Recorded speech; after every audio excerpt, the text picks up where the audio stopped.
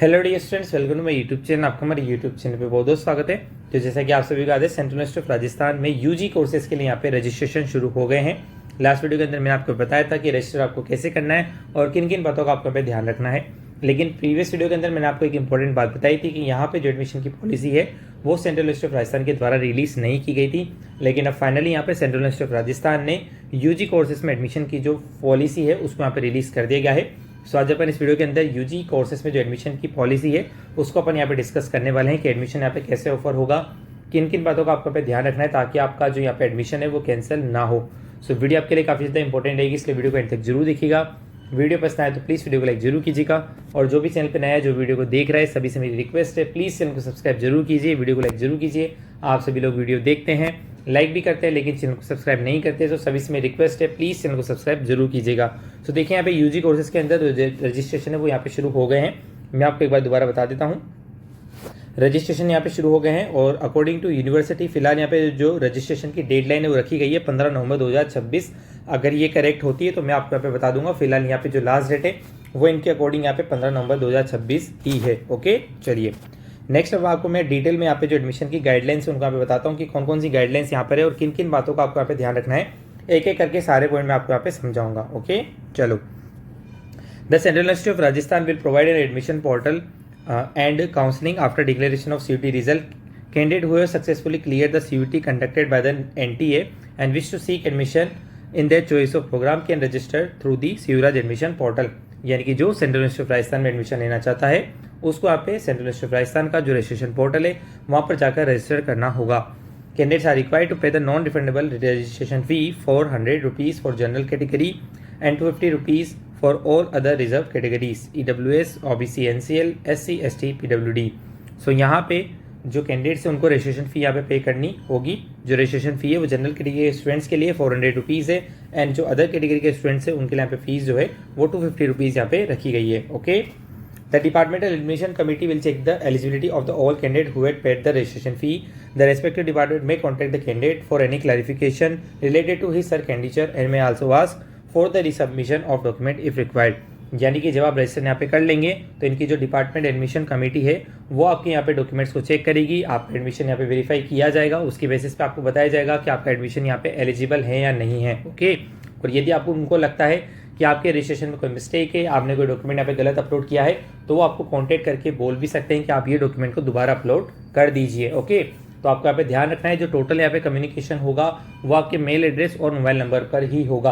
तो दोनों जब आप फिल करें यहाँ पे एकदम आपको करेक्टली उसको फिल करना है। Okay, if the candidate is found ineligible during the document verification stage his her candidature will be made ineligible to take the admission in that programme.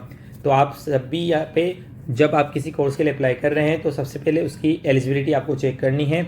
यदि किसी भी स्टेज पर आप इनएलिजिबल पाए गए तो आपका एडमिशन यहाँ पे कैंसिल कर दिया जाएगा। Okay, After the eligibility check by DAC, the list of eligible and not eligible candidates will be displayed on the university website. तो जैसा कि मैंने आपको बताया, जब इनकी डिपार्टमेंटल एडमिशन कमेटी आपके डॉक्यूमेंट्स को वेरीफाई कर लेगी तो यहाँ पे जो एलिजिबल और नॉट एलिजिबल कैंडिडेट्स की लिस्ट है उसको यूनिवर्सिटी यहाँ पे पब्लिश करती है। ओके, और फिर जो इनएलिजिबल कैंडिडेट्स होते हैं उनके पास भी चांस होता है कि वो यहाँ पे एक सर्टेन स्टेप्स को फॉलो करके एडमिशन के लिए एलिजिबल हो सकते हैं। वो आपको मैं किसी और वीडियो के अंदर एक्सप्लेन कर दूंगा। ओके, लेकिन आपको ध्यान रखना है कि आप रजिस्टर यहाँ पे केयरफुली करें।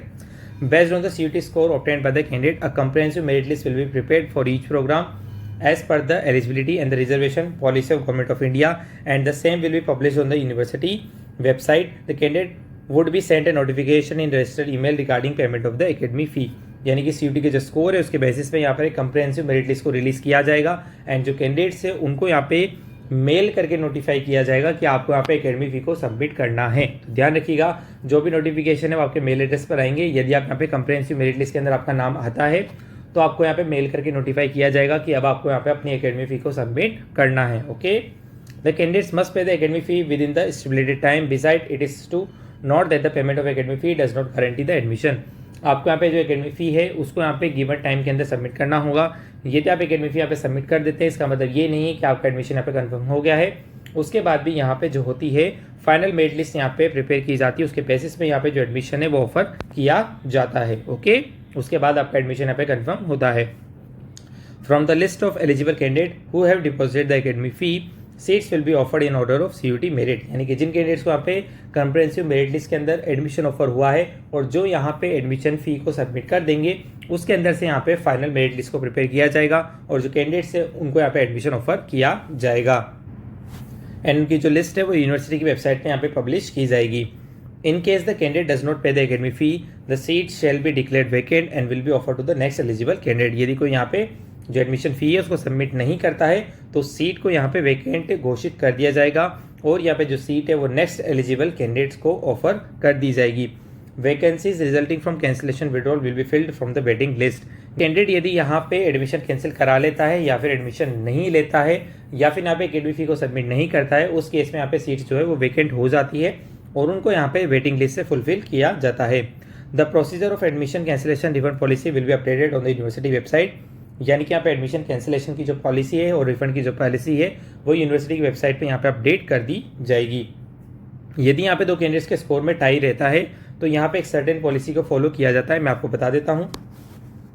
देखिए, in the case of a tie CUT score the following procedure will be followed. यदि दो स्टूडेंट्स के मार्क्स में यहाँ पे कंपैरिजन है, दोनों के मार्क्स यहाँ पे टाई होते हैं तो क्या यहाँ पे प्रेफरेंस दी जाएगी। Candidate who have score higher marks in the qualifying degree will be offered the seat, यानी कि जब आप UG के लिए अप्लाई कर रहे हैं तो 12 के अंदर जिसके ज़्यादा मार्क्स होंगे उसको प्रेफरेंस दी जाएगी। उसके बाद यदि आपके 12 के मार्क्स भी यहाँ पे कंपेरेबल में इक्वल आते हैं देन आपके यहाँ पे जिस सब्जेक्ट के लिए आपने अप्लाई किया है उस सब्जेक्ट के मार्क्स को कंपेयर किया जाएगा।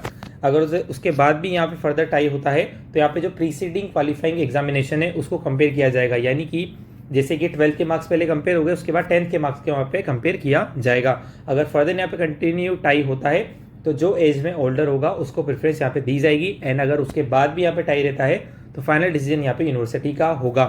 तो देखिए, ये यहाँ पे कम्प्लीटली जो एडमिशन पॉलिसी रहने वाली है UG कोर्सेज के लिए 2026-2027, तो आपको इन सभी बातों का यहाँ पे ध्यान रखना है, टाइमली आपको रजिस्टर करना है। सारे अपडेट मैं आपको धीरे धीरे करके प्रोवाइड यहाँ पे कर दूंगा। फिलहाल आप सभी लोगों को क्या इंपॉर्टेंट काम है कि आप एलिजिबिलिटी अच्छे से चेक करें, सीट मैट्रिक्स अच्छे से चेक करें, आपकी कैटेगरी की कितनी सीटें हैं, इन सभी बातों का ध्यान रखते हुए आपको यहाँ पे रजिस्टर करना है। So thanks for watching, please like and subscribe my YouTube channel.